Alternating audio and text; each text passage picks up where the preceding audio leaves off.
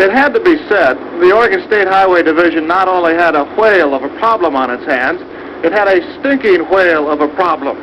What to do with one 45-foot, 8-ton whale dead on arrival on the beach near Florence? It had been so long since a whale had washed up in Lane County, nobody could remember how to get rid of one. In selecting its battle plan, the Highway Division decided the carcass couldn't be buried because it might soon be uncovered. It couldn't be cut up and then buried because nobody wanted to cut it up, and it couldn't be burned. So dynamite it was, some 20 cases or a half-ton of it. The hope was that the long-dead Pacific gray whale would be almost disintegrated by the blast, and that any small pieces still around after the explosion would be taken care of by seagulls and other scavengers. Indeed, the seagulls had been standing nearby all day. As everything was being made ready, we asked George Thornton, the highway engineer in charge of the project, for his final observation. Well, I'm confident that it'll work. The only thing is we're not sure just exactly how much explosives it'll take to disintegrate this thing so the scavengers, seagulls and crabs and whatnot can clean it up. Is there any chance it might be more than a one-day job? If there's any large chunks left, and we may have to do some other cleanup, possibly set another charge.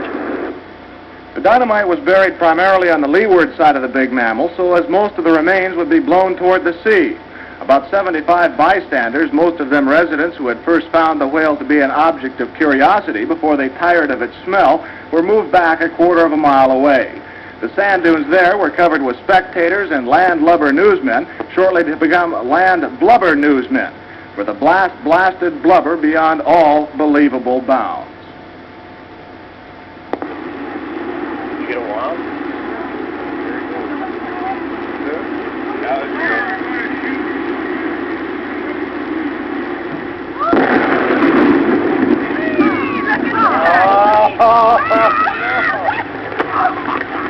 All right, Fred, you can take your hands out of your ears. Here comes pieces of...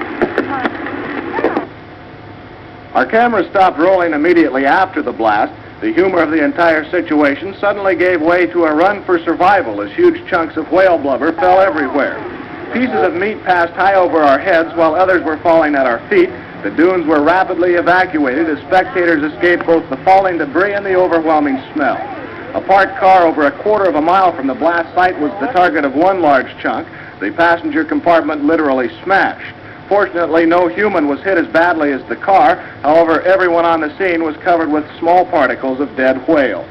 As for the success of the effort, well, the seagulls who were supposed to clean things up were nowhere in sight, either scared away by the explosion or kept away by the smell. That didn't really matter. The remaining chunks were of such a size that no respectable seagull would attempt to tackle anyway.